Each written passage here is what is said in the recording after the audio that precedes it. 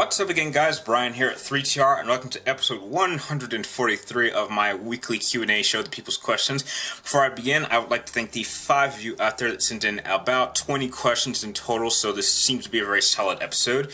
And in the wake of the newly released Assassin's Creed Unity and Rogue, I decided to pop out probably my second favorite Assassin's Creed in the entire franchise, Assassin's Creed Brotherhood. So, jumping right into the first few questions coming from forgive me if I butcher your name, Marwan Fried?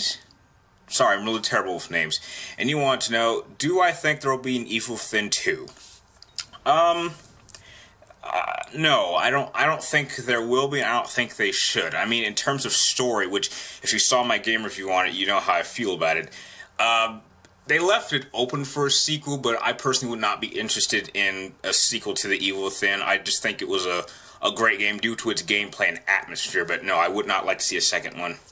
And your second question is actually kind of two questions, and you want to know, what did I think of Laura's rebirth in The Evil Within, and do I have any tips for new Destiny players?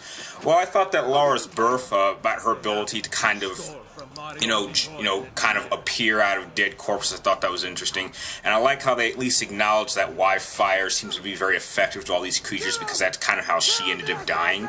And as far as tips for new Destiny players, I really don't have any tips, because I don't play Destiny anymore. I think I haven't played it in at least like a month and a half, so yeah, I can't really help you there. And the last question is, do I think there will be a Metal Gear Solid game where we play as Liquid Snake? No. There's no reason to play as Liquid Snake.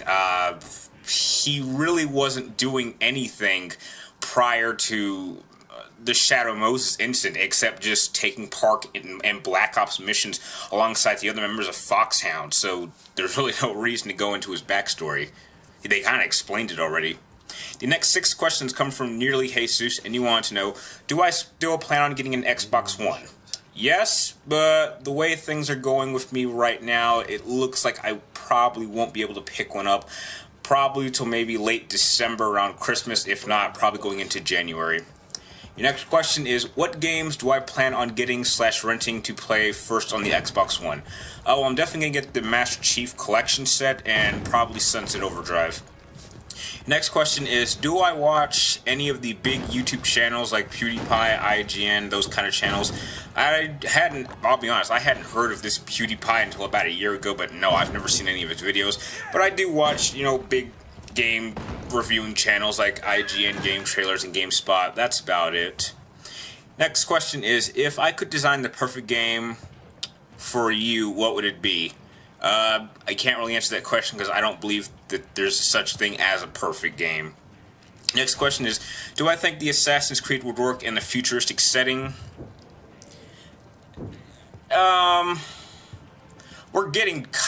They've kind of tried that. I mean, we've kind of gone to the present. I don't really think it would work in the future. That kind of ruins the whole feeling of what Assassin's Creed is supposed to be about. It's about going to the past and learning things and people's origins and all that stuff, so it doesn't really make much sense to jump into the future. And your last question is, what Assassin's Creed games have I played and which ones are my favorite? Okay, let's see. I'll go in order. I couldn't get past the first 7 minutes of 1. I played 2. Brotherhood, as you can see now. Played Revelations, never finished it. Black Flag is my favorite. And I still haven't played Unity or Rogue as of now, and I haven't played Liberations. I believe those are all the games that I'm aware of that I either know about, haven't played, or do kind of favor towards. The next 6 questions come from the Father Monster Show, and you want to know, what is my favorite PlayStation 1 and PlayStation 2 game?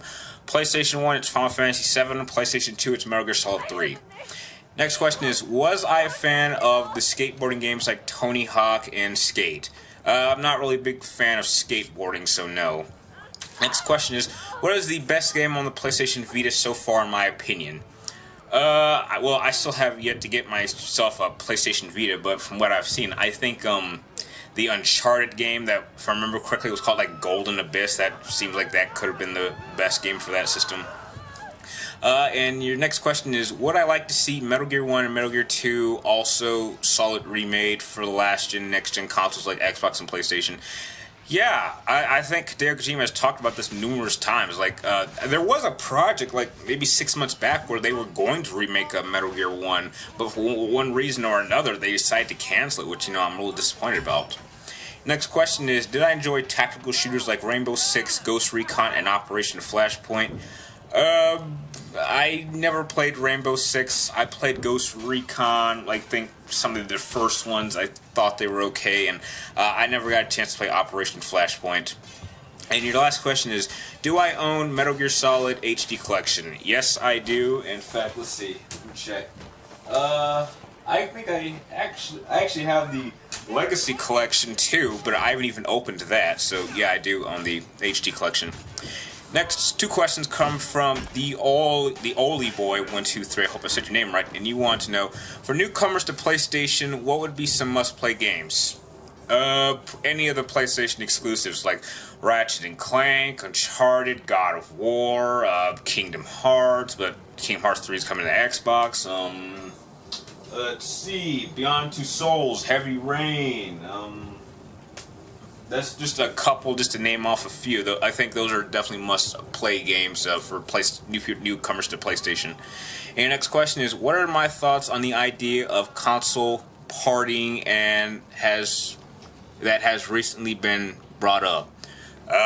I think it's just sad. I don't really think any one version of a game should be really significantly better than the other one. I think they should be even. I mean, that's the whole purpose of a multi-platform game. It shouldn't look or feel any different on one console than the other. And if it does, then I think the developers really screwed up. And the last three questions come from JDS4696, and you want to know, do I think Shinya Mikami will ever direct another Resident Evil video game? No. Capcom, at the end of the day, is the one that really makes the calls, and so they really choose the direction of the franchise, and that's kind of why he left. He didn't really like the direction Resident Evil was going, but believe it or not, the new action games, I mean, despite how people feel about 5 and 6, those games did sell millions of copies, and they made Capcom a lot of money, and at the end of the day, this is a business. So even if your product is, like, broken or non-functioning or the fans don't like it, if it makes you money, that's the direction that you go. I mean, heck, look at Destiny and Call of Duty. I mean, those are prime examples. The next question is, do I like the new Star Wars film titled The Force Awakens? I don't particularly care for the title. The title for me is really not all that important, so no, I don't really particularly care about the title. And your next question is, do I think The Evil Within is a good video game?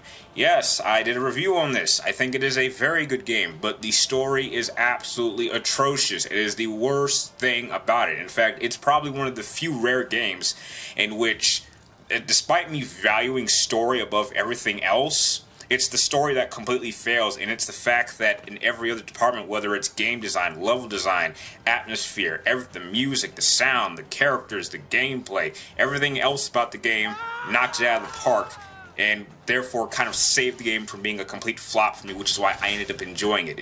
I didn't enjoy playing it through it for the story, I just enjoyed playing the game for the gameplay, and that's a very rare thing for me. And with that, those are the questions that you guys sent for this particular episode. I'd like to thank you 5 once again, and if you guys have any questions that you would like me to answer on next week's episode of People's Questions, please type them all in the comments down below, and make sure you get them into me before next Wednesday, before I start filming this. And like always, thank you guys for watching, you're awesome, and I'll see you next time.